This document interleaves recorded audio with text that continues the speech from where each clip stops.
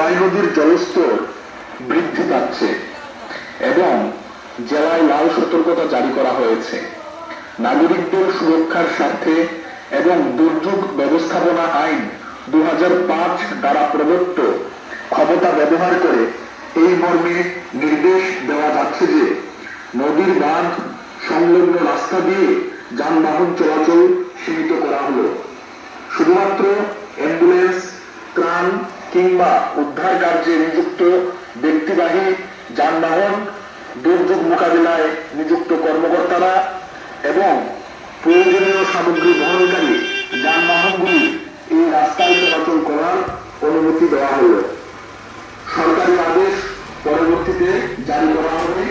সকলের কাছ থেকে কঠোরভাবে এই আদেশ পালন করার জন্য বিনম্র অনুরোধ করা হলো। আদেশানুসারে খোয়াই জেলাশাসক, খোয়াই, ত্রিপুরা।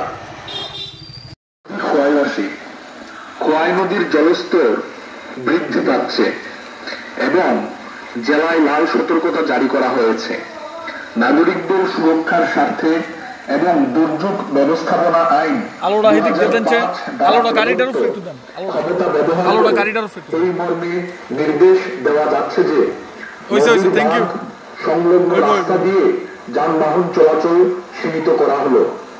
শুধুমাত্র অ্যাম্বুলেন্স, ত্রাণ কিংবা উদ্ধার কার্যে নিযুক্ত ব্যক্তিবাহী যানবাহন, দুর্যোগ মোকাবিলায় নিযুক্ত কর্মকর্তারা এবং প্রয়োজনীয় সামগ্রী বহনকারী যানবাহনগুলি এই রাস্তায় চলাচল করার অনুমতি দেওয়া হলো।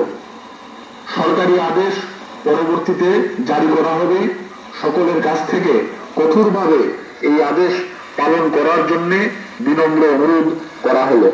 আদেশানুসারে খোয়াই জেলাশাসক, খোয়াই, ত্রিপুরা।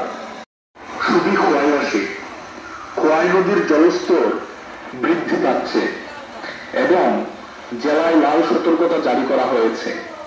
নাগরিকদের সুরক্ষার স্বার্থে এবং দুর্যোগ ব্যবস্থাপনা আইন 2005 দ্বারা প্রদত্ত ক্ষমতা ব্যবহার করে এই মর্মে নির্দেশ দেওয়া যাচ্ছে যে নদীর বাঁধ সংলগ্ন রাস্তা দিয়ে যানবাহন চলাচল সীমিত করা হলো।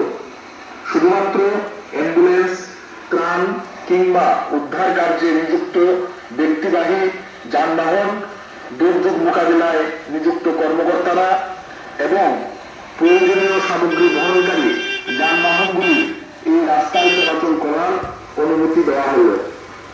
সরকারি আদেশ পরবর্তীতে জারি করা হবে।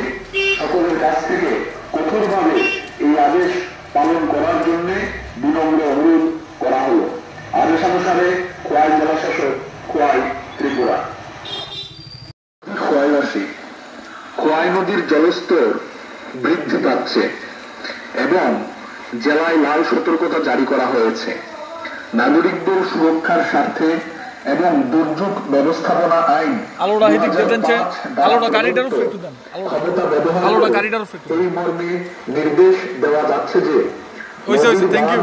সংলগ্ন রাস্তা দিয়ে যানবাহন চলাচল সীমিত করা হলো।